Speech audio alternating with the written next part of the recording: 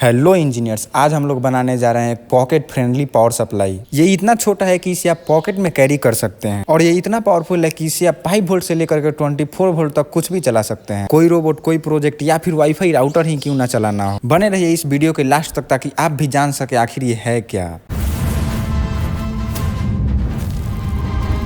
ये जो मेरे हाथ में आप लोग देख रहे हैं, ये नॉर्मल सा दिखने वाला एक पीवीसी पाइप है। चलिए इसको हीट करके शीट में कन्वर्ट करते हैं और सेम साइज के 2 पीस कट कर लेंगे। मेजरमेंट यहाँ पे मैं आपको बता दे रहा हूँ। जैसा कि आप लोग देख पा रहे हैं, इसका हाइट 4.3 सेंटीमीटर है और इसका लेंथ 8 सेंटीमीटर है। यहाँ पे आप लोग क्लियरली देख भी सकते हैं। फिर से वही वाला 1/2 इंच का पाइप लेंगे और उसको 2 भाग में कट कर देंगे। कट करने के बाद हीट करके इसे थोड़ा सा फैला लेंगे ताकि बैटरी इसमें फिक्स बैठ सके। इसमें पावर देने के लिए मैं यूज कर रहा हूँ 18650 लिथियम आयन बैटरी का। ये तीनों सेल्स आपस में पैरेलली कनेक्ट है। इस केस में हम लोगों का पावर बढ़ जाएगा, वोल्टेज सेम रहेगा। इसके कवर को बनाने के लिए हम लोगों ने जो शीट कट किया था 4.3 × 8 सेंटीमीटर का, उसे बैटरी के नीचे और ऊपर लगा देंगे और फिर बैटरी के साइड में जो हम लोगों ने पाइप को आधा आधा कट किया था उसको दोनों साइड में लगा देंगे। यहाँ पे आप लोग देख के भी कर सकते हैं जैसे जैसे मैं कर रहा हूँ। और सारे ज्वाइंट्स पे सुपर ग्लू अप्लाई करेंगे ताकि ज्वाइंट्स मजबूत रहे। चलिए मैं पहले इसे बना लूँ, फिर आपको दिखाता हूँ।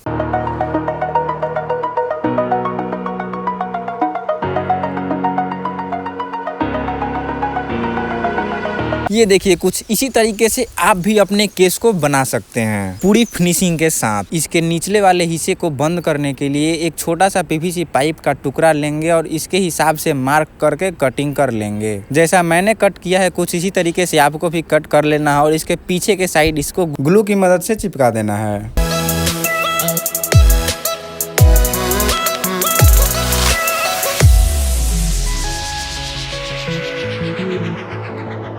बैटरी को चार्ज करने के लिए यहाँ पे मैं यूज कर रहा हूँ Type-C TP4056 चार्जिंग मॉड्यूल का। चलिए अब इसे पावर सप्लाई में फिक्स करते हैं। ये देखिए, यहाँ पे अच्छे से नहीं आ पा रहा है क्योंकि इसका कॉर्नर राउंड है और जो हमारा चार्जिंग मॉड्यूल है इसका कॉर्नर स्क्वायर में है। इसीलिए मैं चार्जिंग मॉड्यूल को भी राउंड शेप में कट कर लिया हूँ। चलिए अब इसे फिक्स करके देखते हैं। यहाँ पे आप लोग क्लियरली देख सकते हैं पावर सप्लाई के बॉक्स के हिसाब से एकदम परफेक्ट फिक्स आ रहा है इसमें। इसे चार्ज करने के लिए कुछ इस तरीके से मार्क कर लेना है जैसा कि मैंने किया है और सोल्डरिंग आयरन की मदद से होल को अच्छे से बना लेंगे ताकि चार्जर आसानी से अंदर जा सके। जैसा कि आप लोग देख सकते हैं, यहाँ मैंने एक छोटा सा होल किया है पोटेंशियोमीटर के लिए और साइड में एक कट कर लिया है Type-C चार्जर के लिए। यहाँ पे मैं यूज कर रहा हूँ XY016 2 ampere DC to DC step up converter. इसे अलग अलग नामों से जाना जाता है जैसे कि बूस्ट मॉड्यूल, बूस्ट कन्वर्टर। ये देखिए, कुछ इसी तरीके से आपको भी इसमें एडजस्ट करके लगाना है क्योंकि हम भी जानते हैं और आपको भी पता है कि इसमें थोड़ा स्पेस की कमी है और हम लोग थोड़ा मैनेज करके चलेंगे।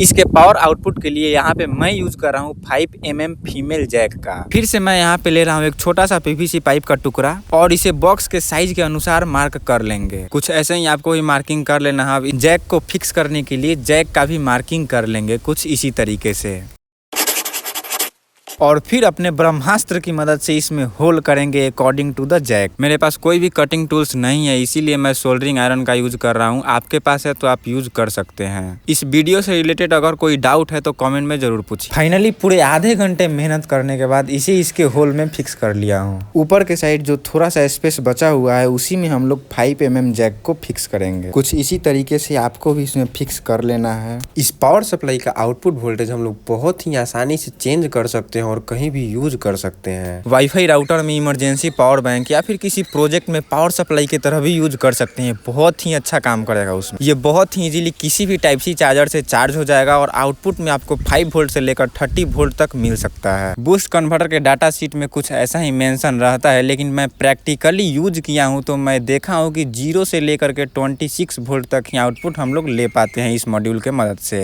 ऊपर वाले कैप का एक्स्ट्रा पीवीसी शीट को कट कर लेंगे। पूरे सर्किट को ऑन ऑफ करने के लिए यहाँ पे मैं यूज कर रहा हूँ एक छोटा सा स्लाइड स्विच के सपोर्ट वाले लेग को बूस्ट कन्वर्टर के इनपुट वाले लेग पे सोल्डरिंग कर देंगे। आप लोग देख सकते हैं मैंने जैसे किया है वैसे ही आपको भी कर लेना है। यहाँ पे जो मैंने छोटा सा होल किया था वो इसी बूस्ट मॉड्यूल के पोटेंशियल मीटर के लिए किया था ताकि इसका नोब बहुत ही आसानी से इसके अंदर आ जाए। इसको स्थान पे कुछ इसी तरीके से फिक्स कर लेंगे।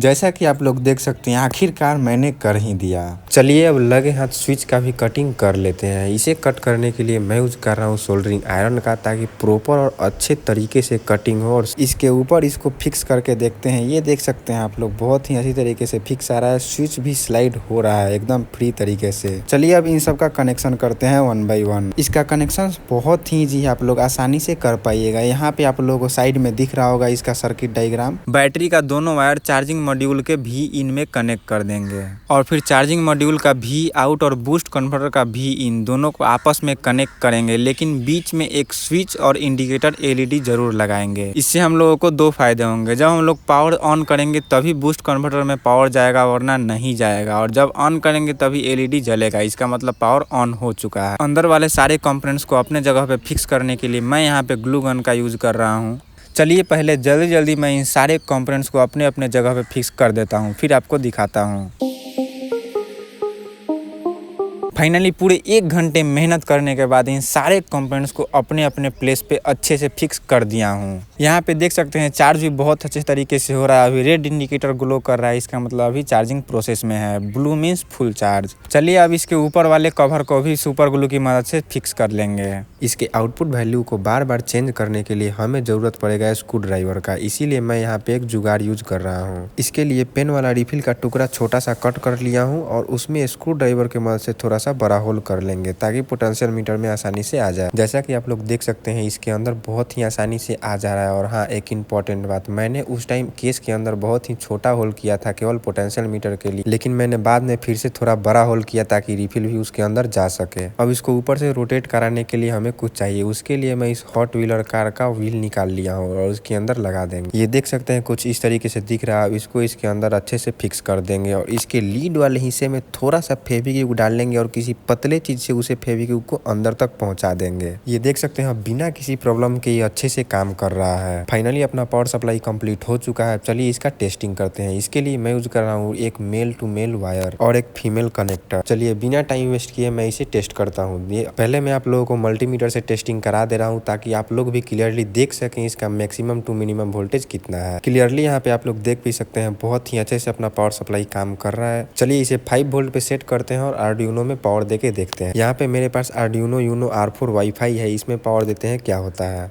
देख सकते हैं जैसे ही मैंने प्लग इन किया लाइट आ चुका है। ये जो छोटा सा ट्यूबलाइट देख रहे हैं इसको मैंने बड़े वाले ट्यूबलाइट में से कट करके बनाया था, जो कि 220 वोल्ट पे वर्क करता है। लेकिन ये वाला ट्यूबलाइट केवल 12 वोल्ट पे ही वर्क करता है, क्योंकि मैंने इसे मॉडिफाई किया है। चलिए इसे ग्लो करके दिखाता हूँ। नॉब को घुमा के चेक कर रहा हूँ। ये देखिए जैसे ही मैंने नॉब घुमाया पावर ऑन हो चुका है। इतने बड़े ट्यूबलाइट को ये इतनी आसानी से जला दे रहा है। वीडियो अच्छा लगा हो तो चैनल को लाइक, सब्सक्राइब, शेयर और एक प्यारा सा कमेंट जरूर करके जाइएगा।